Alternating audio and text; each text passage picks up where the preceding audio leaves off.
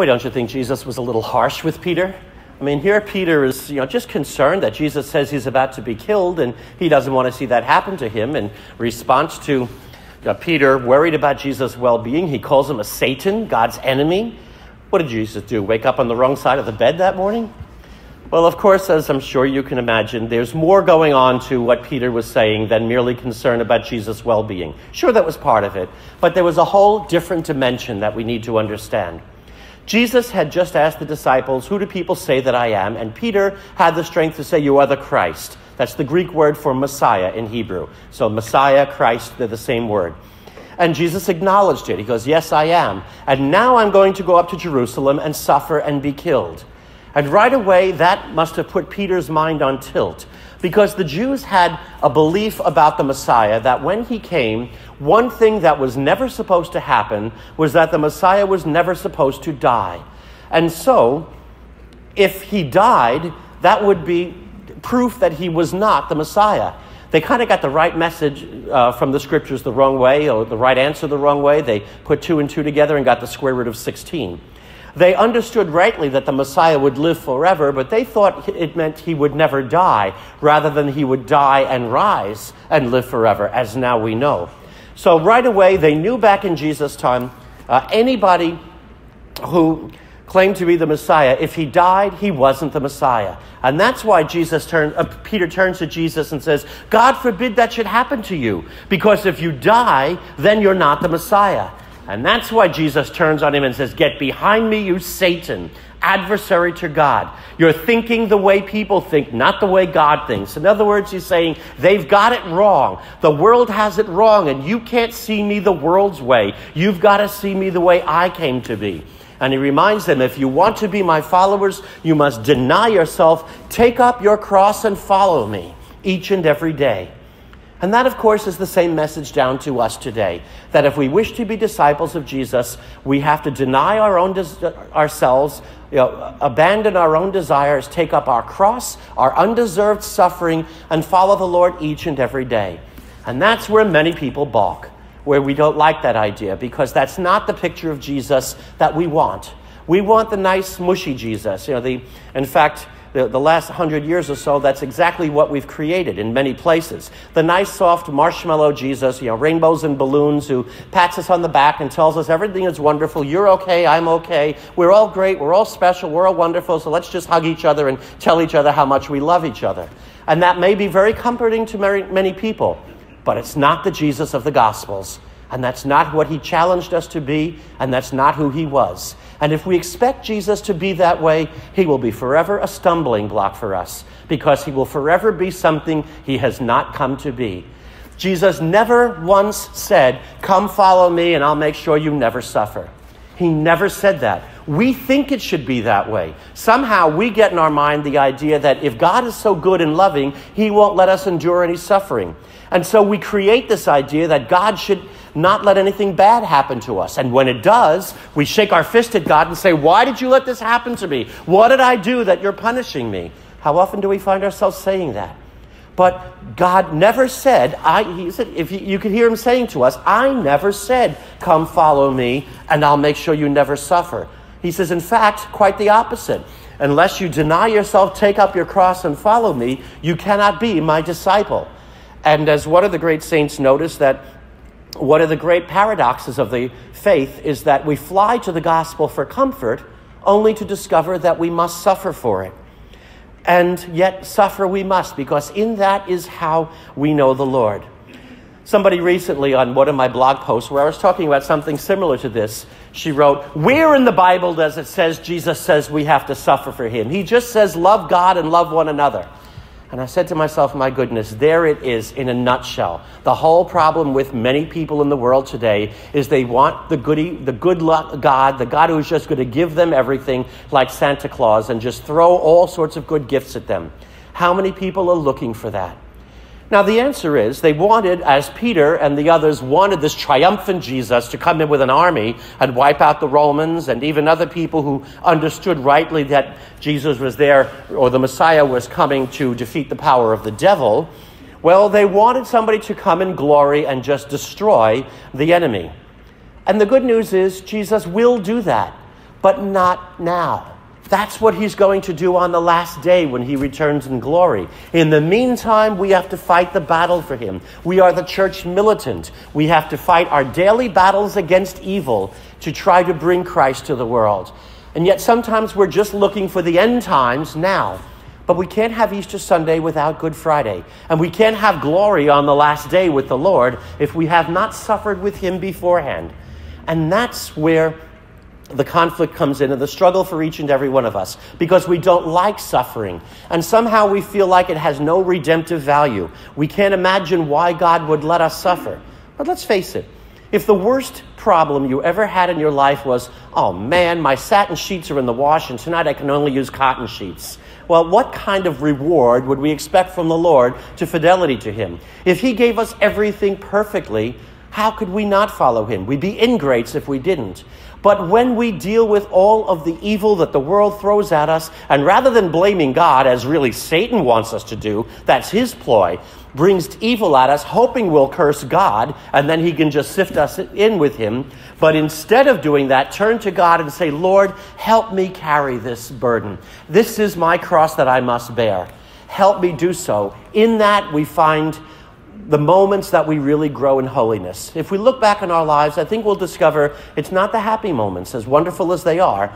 It is the difficulties and how we have responded to them that have proven our mettle, that have given us character, integrity, dignity, that show our value. And people are more impressed by how we respond to an injustice than how we celebrate on a happy day. Somebody recently told me the story of something that happened to him. His family, all his whole life, have treated him shamelessly, absolutely just rejected him, treated him with no respect whatsoever. And recently, due to a gross misunderstanding of a situation, they were angry at him and just said, as far as we're concerned, you're dead to us, and wouldn't even listen to him trying to say anything to explain what had happened. So, in talking about it, he said to me, he goes, it's not in my nature to wish people harm. As angry as I am and as hurt as I am at the way they treated me, I'm never going to pray, Lord, get them back for what they did. Instead, he says, I wish them the peace of God, but I'm not the vehicle by whom they will receive it. So I've prayed that somebody else will come and bring them the peace that Christ wants to give them. And I said, man, there you have it. That's how to respond to a difficult situation in a grace-filled manner. When we can respond to the evils of the world the way Christ would have us do, that's how we change things. That's how we show ourselves to be true Christians. It's one thing to suffer for our own sins, and sometimes we do, and sometimes we're even upset about that, even when we're suffering because of something we know we did wrong and we're only hurting ourselves, and some people even get mad at the Lord when they have to suffer that way. But while many people and many of us will sometimes accept and say, okay, this is the just punishment for my crime, imagine suffering for the sins of others. Wow, we would look at that person and say, look at that great individual. There is a true saint. And I can give you a perfect example of that, Padre Pio. Lots of people today love Padre Pio. When he was alive, he was very popular. And even today, lots of people know and love him. Why? Because he worked miracles. He worked miracles during his life and in death. People have prayed to him, and Padre Pio has always seemed to come through for them. And yet, while people know that part of him, most people don't know everything that led up to him being the one that when he prayed for somebody, his prayers seemed to be answered for them. Padre Pio, when he was a young man, even before he was ordained a priest, had great love for the Lord and understood the tremendous suffering Jesus endured on the cross to take on the sins of mankind. And he reflected upon that and said, Lord, you loved us so much that you were willing to suffer for my sins. Lord, please allow me to share with you. Let me suffer for the sins of mankind.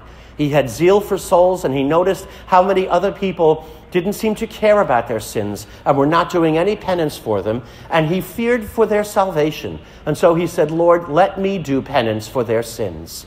And you know the old saying, be careful what you pray for you just may get it? Well, Padre Pio got what he prayed for. The Lord let him suffer, as he prayed to have done. And he suffered in many different ways. Physical sufferings. Shortly after he was ordained a Franciscan priest and sent to the monastery where he was supposed to minister, he became violently ill. terrible illness that he could not stay there any longer. And so he had to leave and go home. And as soon as he got home, he was fine. They sent him to another monastery, and the same thing kept happening. Every time he entered the monastery, he got violently ill. And he said himself it was the power of the devil. It was the devil trying to keep him from doing God's will. So he had that frailness. We all know about the stigmata, the wounds of Jesus that he had in his hands and his feet and in his side. And of course, those wounds were painful enough as they were. It brought him physical pain. But they brought other pains because as it became known to other people, he was very embarrassed by it and he tried to keep it hidden. But his superiors kept insisting that he be examined, and he had doctors poking and prodding him and trying to figure out all these things that he found very embarrassing. And, was it real? And then there were other people who were saying it was all psychiatric, that it was psychosomatically induced. Others who were blatantly saying that they were bogus, that he was self-inflicting them. And so, of course, that was a suffering in itself. He also had the suffering of being humiliated. For example, when people were coming from all over, bringing sick people, hoping that they would be healed by him, and he saw all the sick people around, he said, we have to do something for them. So he began a hospital. And people mocked him right away. What does a Franciscan priest know about making a hospital? They ridiculed him, figured he's way over his head in this whole thing. And yet he built a hospital that today is considered one of the finest in all of Italy. And then, on top of that, he had the local archbishop who was convinced that Padre Pio was a fraud. So much so that he used his connections in the Vatican with Pope Pius XI to have Padre Pio silenced. And for several years, he was forbidden to celebrate Mass in public and to hear confessions. He could only pray and celebrate Mass in private. And of course, that was a moment of humility for him. Fortunately, when Pius XII came along, Pius XII had personal knowledge of Padre Pio, and he believed he was sincere, and he lifted all of that. And then he had what he often thought was the worst of all of his sufferings, and that was his devotees, the little old ladies that came around him, that every time he would walk through, they were pulling at his robes, trying to grab pieces of his habit off so that they could have a souvenir to bring home. And sometimes the only way he could get through them is he would take his cincture and make a whip with it. And as he was walking through, he would just whip them with it and say, "Get out of my way, you little rats!" And that was the only way he could get through these people that were just trying to grab his habit off him. He suffered tremendously at his own request for the Lord. And the Lord allowed him to do that. And it was because of that the Lord allowed him or heard his prayers, that when he prayed for somebody, it seemed the prayers were often granted. And so, my brothers and sisters, when suffering comes to our lives, and it all will, we all suffer in our lives. Not every moment of every day, of course. We have plenty of good times. But we all have moments where we must suffer. Sometimes small things, some people more than others. Maybe we have tremendous sufferings that take place in our lives. But when they do, rather than getting angry at God, rather than shaking our fists and saying, "Lord, why did you let this happen to me?" turn to the Lord and say, "Lord, allow me to offer this as my carrying of my cross for you. And help me do it for forgiveness of my own sins, for the salvation of souls in purgatory, for the sins of other people who don't do penance for their sins. Allow me to use this, Lord, to draw me closer to you." And if we can do that, that's when we truly will become people of integrity. We will become people of character. We will become people that others will respect. And they will admire our ability to handle as much as we do and still carry on with a smiling face and still be able to serve the Lord with gladness. We find that even the suffering we endure, even if we must suffer for the Lord, there can be such a comfort even in that suffering, because we know that suffering has great redemptive value, just as Christ's suffering on the cross had great redemptive value for us. Unite your sufferings with the Lord, with his on the cross, and you will find that that suffering will not be in vain, but it will lead you and many other souls to salvation in Christ's kingdom. May Jesus Christ be praised, now and forever.